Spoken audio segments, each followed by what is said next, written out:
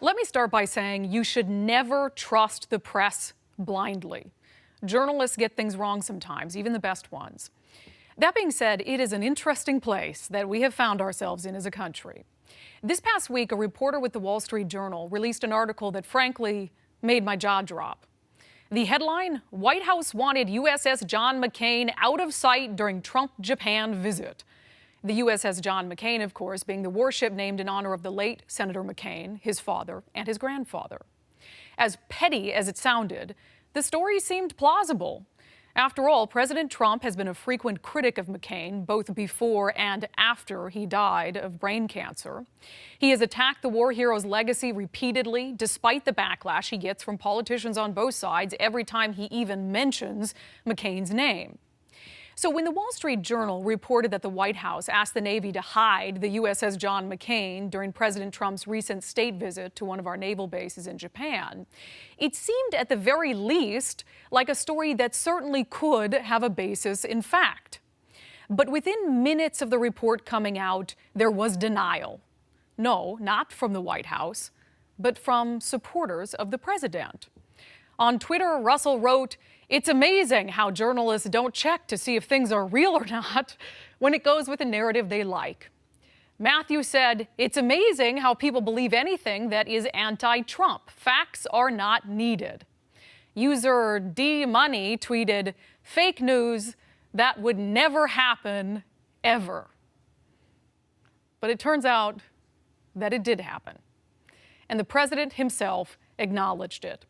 While he said he didn't know about plans to try to hide the McCain, the directive was, in fact, given.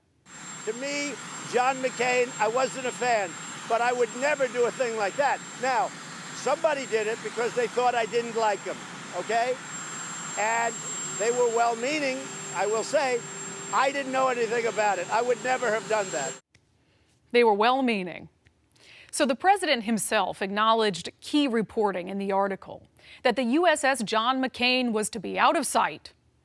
But even then, even after the president said that, his supporters were quick to defend him. They looked for any reason to dismiss the reporting and ignore what was right in front of them. Sherry wrote on Facebook, "The media made it appear Trump knew." That's the issue with the media. There seems to be a spin on it.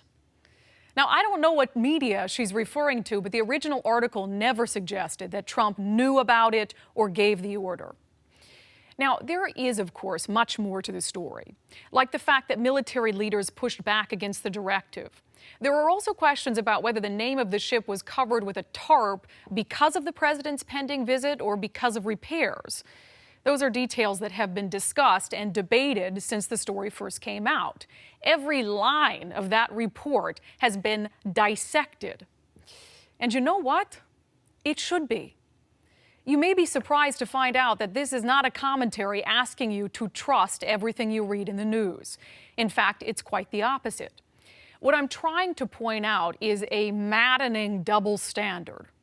For those of you so quick to dismiss the reporting as fake news, ask yourself then why you're so willing to believe without hesitation that the Trump White House wouldn't possibly do something so petty to dishonor John McCain.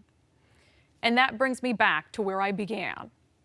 You should never trust the press blindly.